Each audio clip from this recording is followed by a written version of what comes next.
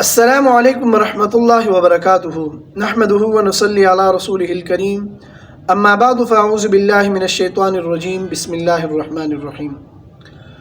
مسلمانوں کے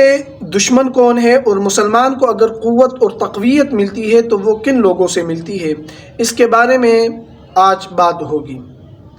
میرے بھائیو دوستو، مسلمانوں کے اگر دشمن کوئی ہے، اللہ تعالیٰ نے وضاحت کے ساتھ قرآن مجید میں ارشاد فرمایا ہے لَتَجِدَنَّ أَشَدَّ النَّاسِ عَدَاوَةً لِلَّذِينَ آمَنُوا الْيَهُودَ وَالَّذِينَ أَشْرَكُوا، کہ یعنی تم پاؤ گے کہ مسلمانوں کے مومنوں کے جو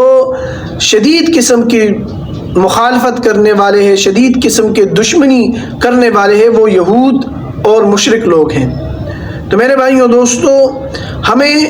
ان کے اندر جو ہے اپنی وہ مصالحت ڈھونڈنے کی کوشش نہیں کرنی چاہیے کہ کیا کچھ نہ کچھ مصالحت ہوگی، ان کے ساتھ دوستی کی جائے، مشرکوں کے ساتھ، یہودیوں کے ساتھ، بلکہ اللہ تعالیٰ نے قرآن پاک میں واضح طور پر فرما دیا ہے کہ یہ ہمارے جو ہے دشمن ہیں۔ اب اگر ہمارا قرآن پاک کے اوپر ایمان ہے تو ہمیں یہ مان لینا چاہیے کہ یہ یہود اور مشرک جو ہے یہ ہمارے کلم کلا دشمن ہیں، ہمیں ان سے دوستی کی کوئی توقع نہیں کرنی چاہیے۔ دوسری میں رسول اللہ صلی اللہ علیہ وسلم کی ایک روایت آپ حضرات کے سامنے یہاں بیان کروں گا کہ حضرت ابو موسیٰ اشعری رضی اللہ تعالیٰ عنہ فرماتے ہیں کہ رسول اللہ صلی اللہ علیہ وسلم نے فرمایا کہ مسلمان دوسرے مسلمان کے لیے بمنزلہ ایک عمارت کے ہیں، کہ اگر عمارت کا ایک جگہ جو ہے وہ ایک حصہ اس کو تقویت دوسرے حصے سے ملتی ہے، یعنی اور اس کو جو ہے رسول اللہ صلی اللہ علیہ وسلم نے اپنی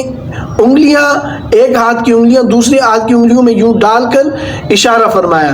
کہ تم مسلمان آپس میں یوں اتحاد اور اتفاق کے ساتھ رہو کہ اگر ایک عمارت کا ایک طرف وہ کمزور ہو تو دوسرا طرف جو ہے وہ اس کا ساتھ دے گا، تو تب وہ عمارت جو ہے وہ کڑی رہ سکتی ہے۔ لیکن اگر دونوں طرف جو ہے وہ ایک عمارت کا ایک طرف جو ہے وہ کمزور ہو اور دوسرا جو ہے نا وہ بھی جو ہے نا کسی کام کا نہیں، تو وہ عمارت جو ہے وہ گر جاتا ہے۔ تو لہٰذا